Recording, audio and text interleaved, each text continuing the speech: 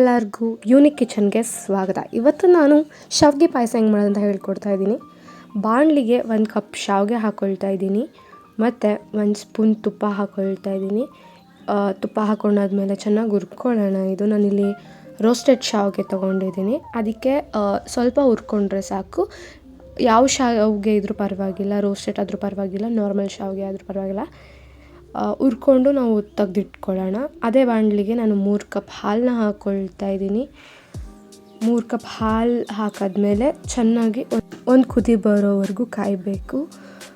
ಒಂದು ಕುದಿ ಬಂದಾದಮೇಲೆ ನಾವು ತುಪ್ಪದಲ್ಲಿ ಹುರಿದಿಟ್ಕೊಂಡಿರೋ ಶಾವಿಗೆನ ಹಾಕ್ಕೊಳ್ಳೋಣ. ಇವಾಗ ಶಾವಿಗೆ ಹಾಕ್ಕೊಂಡಾದ್ಮೇಲೆ ಅದು ಗಂಟು ಬರ್ದಿರ್ದಂಗೆ ನಾವು ಕಂಟಿನ್ಯೂಸ್ ಆಗಿ ಮಿಕ್ಸ್ ಮಾಡಬೇಕಾಗತ್ತೆ, ಇಲ್ಲಾಂದರೆ ಗಟ್ಟಿ ಗಟ್ಟಿ ಕುತ್ಕೊಂಡ್ಬಿಡತ್ತೆ. ಅದಕ್ಕೆ ನಾವು ಕಂಟಿನ್ಯೂಸ್ ಆಗಿ ಮಿಕ್ಸ್ ಮಾಡಬೇಕಾಗತ್ತೆ. ಮಿಕ್ಸ್ ಮಾಡಾದ್ಮೇಲೆ ಇದನ್ನು ಒಂದು ಸ್ವಲ್ಪ ಬಾಯ್ಲ್ ಹಾಕೋಕೆ ಬಿಡೋಣ. ಚೆನ್ನಾಗಿ ಕುದಿಬೇಕು. ಒಂದು ಸ್ವಲ್ಪ ಕುದ್ದಾದ್ಮೇಲೆ ಇವಾಗ ಒಂದು ಸ್ವಲ್ಪ ಜಾಸ್ತಿ ಬಾಯ್ಲ್ ಆಗೋಕೆ ಬಿಡೋಣ.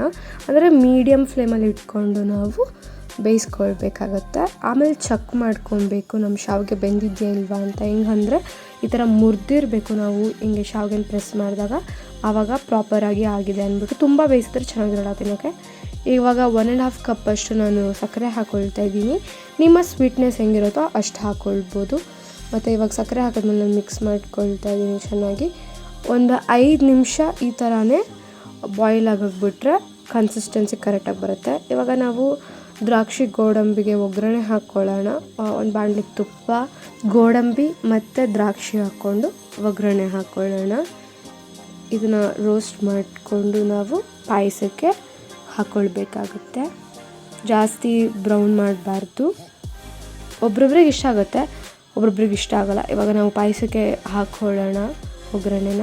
ಇದನ್ನು ಚೆನ್ನಾಗಿ ಮಿಕ್ಸ್ ಮಾಡಿಬಿಟ್ಟು ತಿನ್ನೋಕ್ಕೆ ರೆಡಿ ಆಗಿರುತ್ತೆ. ಇದು ತುಂಬಾ ಈಸಿ ಆ್ಯಂಡ್ ಕ್ವಿಕ್ಕೆಸ್ಟ್. ಇದಕ್ಕೆ ಬಾದಾಮ್ ಪೌಡ್ರನ್ನೂ ಹಾಕೊಬೋದು. ಇದು ನಿಮ್ಮ ರುಚಿಗೆ ತಕ್ಕಂಥದ್ದು.